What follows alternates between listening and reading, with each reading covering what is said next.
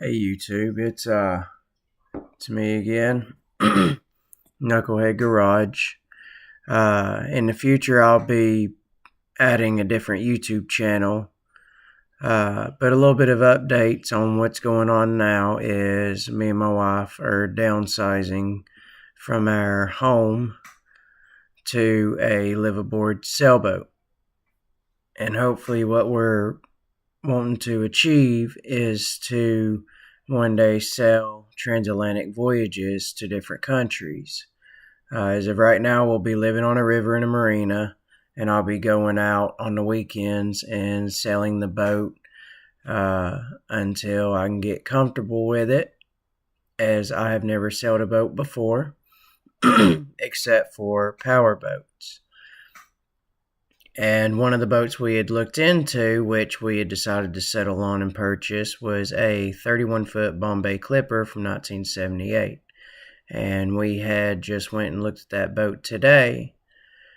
In overall excellent condition, which it's hard to find old boats like that in near perfect condition. This boat has only spent 20 years of total time in the water. 3 years ago, the hull was just repainted and reconditioned. The rigging for the mainsail have all been replaced. It had a fuse panel installed for the electrical, which I'll show you some of the bits of the sailboat as I've got photos of it in just a moment. But I was giving you guys an update of what's going on. And as the videos will go on in the future, these, I guess you would call it, what do they call them? Not blogs or whatever they're called, because I'm completely new to this.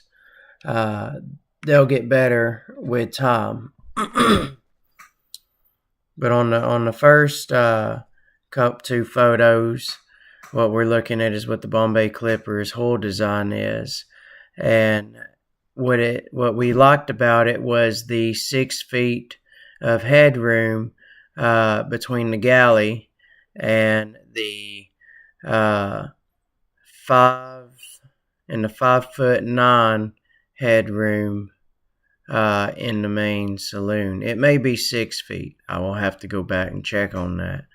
The galley and both the saloon have large amounts of headroom, as this boat is also 11.5 feet wide, which makes it very sturdy, stable, and the interior is actually a lot larger than what the photos do justice. What we liked about this boat was it came with a bimini top for heavy sun days when we want to sit in the shade, or if it's raining but we still want to sit outside and chill out. So I did like that, as well as a 100-watt solar panel that is on the back of the boat, as one of these pictures does not show it. But that solar panel is enough to charge our electronics and to run the lights and charge the batteries if we're not in a marina or slip.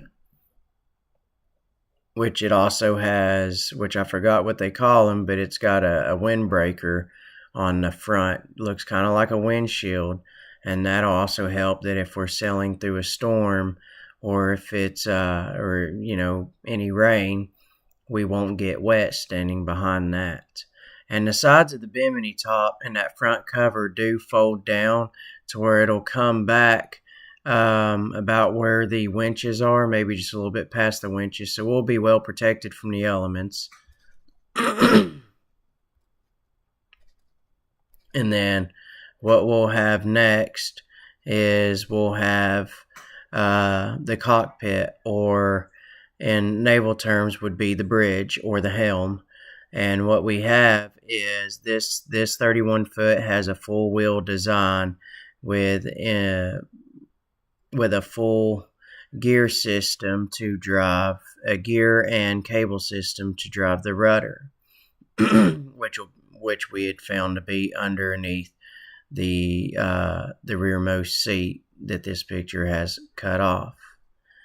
The compass, all the gauges on board work. The only thing that needs to be hooked up is the infrared light that is in the compass housing for not sailing. Overall, with people in the cockpit area or on the helm, it is still very roomy. There is enough room for several people just to chill out in the cockpit area, which we did like. It wasn't too cramped. And then we go down into the galley. So when we go into the galley, you notice that just at the bottom of the stairs, you notice that it's not a massive galley, but it's big enough where you can go in and you can kind of walk around just a little bit. We have a full-size deep sink. We have an ice chest that will get converted to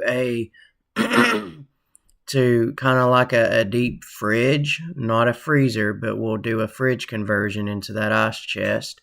The stove, which you see the glass top, that is both gas and electric. So that was converted to electric as well. So if you're running offshore power or if you have more solar panels, you'll be able to run an electric stove. As well as if you're off grid and you don't want to use, and if I don't have enough solar power, as in this case I wouldn't have enough to run that at the moment, then I will run fuel for this stove. And there's plenty of storage space under the sink, and off to the side you can see where there's a couple drawers there for storage, which we do like. We do have a 1-year-old that's going to live aboard with us, and what we like about in the galley, our daughter can't get into nothing. All the drawers, they have a little weight to them, and our daughter doesn't understand it. In order to unlock them, you have to lift them up and then pull out. So we do like that because it's going to be a while before she ever figures out how to do that, if she ever will. In the near future, I'm assuming she will, but by then she'll be more aware of where or what she should and should not be messing with. But next we'll move on to the main, to the head, which is on the other side of the staircase coming down into the galley and saloon. And our head is almost a full-size head. It's a 3/4 head, which comes equipped with a toilet. And we do have, I believe it's a 60-gallon holding tank for gray water, and we have a 30-gallon fuel cell for diesel, and we have another, I think it's a 40-gallon freshwater tank. I may have the gray water and freshwater tank switched around. But in the bathroom we have storage, which there is a mirror that is inside of this bathroom as well. Currently there's not a shower spigot, but there is a port for one behind the faucet. Like in every other boat that's got a bathroom, we would just need to get a faucet and then hang that up on the wall. This sailboat and head is fully equipped to run a shower. It just does not have a shower head in it at the moment. We're going to move on now to the main saloon area of the boat. And in these pictures, it may look smaller or bigger, completely on your own opinion, looking at these pictures, because everyone views things differently. But what we have is we're starting out with the port side bench seat or couch. And as you can see too on the wall, that is a table that folds down, and that table extends the length of half of that couch and also folds out into the middle of the saloon, so it creates a large dining table for our 3 family member. What we also have is updated lighting. So all the lights have been updated to LED interior lights, which really brightens the place up in the dark. And we did like them, the LED light conversion, because the older lights from the 70s are very outdated. They're not real bright. The teak wood and the hardwood throughout this boat is in great condition.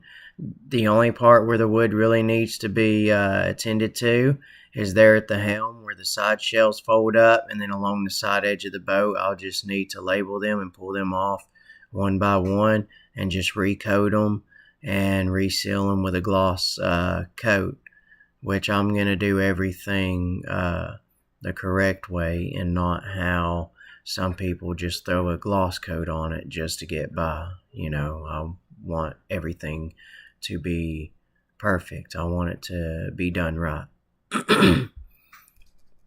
What we're now going to be looking at is both the port and starboard side couches, looking from the bow of the ship and looking aft. So what we have on the left is a slightly longer, if not maybe the same length, of a couch that'll fold out into a full-size bed, large enough to fit 2 people. And we should still have room to kind of squeeze in between the port side couch to get to the galley if we have guests over. That would be a tight fit, but it's only the 3 of us.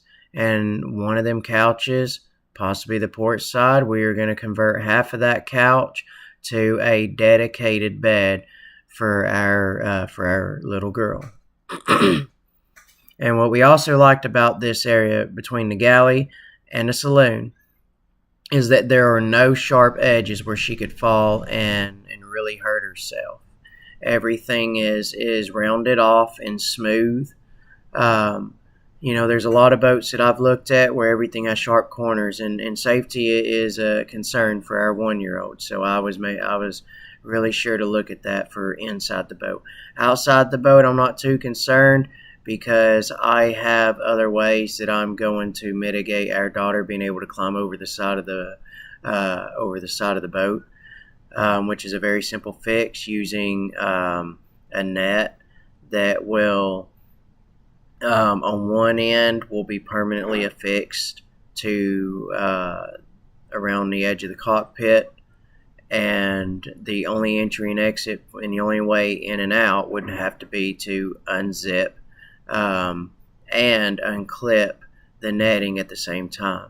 And it won't be that cheap stuff you get at the hardware store. It'll be industrial grade netting. So next, what we're going to look at now is we're going forward into the V-berth. And as you can see, this V-berth is not like your traditional V-berth. What we liked about this boat is this V-berth.